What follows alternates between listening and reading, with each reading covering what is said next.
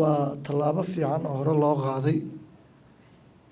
shirkan ama dialogan ama maaragtay waxaa lagu magacaabo yacni ka hadalka howlaha sidii loo dardargelin lahaa wasaaradda arrimaha gudaha oo wasiirku ugu horreeyana oo ku mahadsan yahay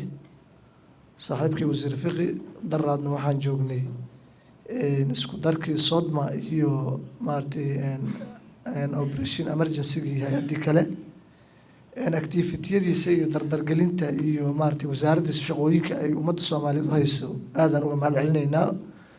walow ay tahay arrimihii loo igmaday haddana dad badanaa wixii loo igmaday aan ku shaqayn marka isagu waa mahadsan yahay waa ku shaqeeyaa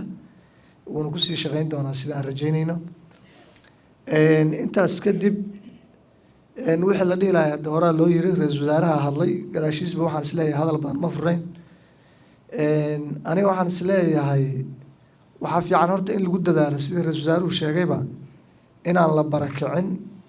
wadamada kale inagu ma xukunno oo hadda maaragtay refujiga dadka nooga imaana waxa ay naga mudan yihiin inaan marno unbaa nala sinan moogiyaha soo qaxinina iyo soo qaxa iyaga ma dhihi karna laakiin innaga dhexdeena maaragtay internal displacementiga inaan yarayno oo laga hortago oo la dadaalo oo waxa keenaya factoriska sababa ee laga hadlay maaragtay in laga dadaalo sourciga ama ishaas ay ka imaanayaan barakacayaasha hadba dhinac inay u barakacaan ama ay hawshaas ay imaato in laga dadaalaa horta ka mudan alwaqaayatu khayru min alcilaaj hadday marka timaado amaba midda hadda taagan waxa nagala siman waxay yihiin wasaarad walba waxa kala siman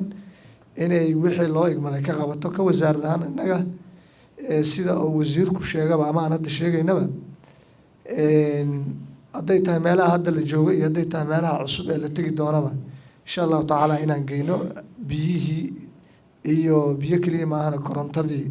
oo solarkii iyo wixii aan geyn doono insha allahu tacaala haddii la yidhaahdo waana shaqayn doonaa laakiin dhammaanteen waxaan jeclaan lahaa inaan u wada guntano hadday wasaarad tahay iyo hadday hay-adaha ku shaqada la tahay iyo hadday